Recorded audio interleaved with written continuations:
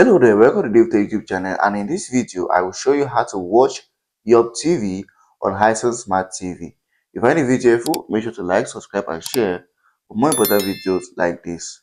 So if you have a Hisense Smart TV, this is what to do to watch YuppTV on it. The first thing is for you to install the application, and as for me, I already have the application installed over here.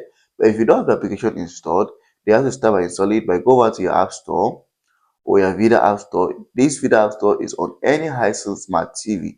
So if you have a Hisense Smart TV, you should have the Vida App Store.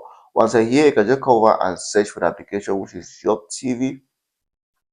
Once you search, you are going to get results like this. Browse through to see what we're looking for, and this is it. And I already have it installed. So what you have to do, just to go ahead and launch it on your Hisense Smart TV. And here's how it looks like when you launch on your Hisense Smart TV. So just give it a moment. Here's it, YuppTV. Was it YuppTV? I don't know how to pronounce it, but I just call it YuppTV. So here's how it looks like, and you're going to see lots of stuff.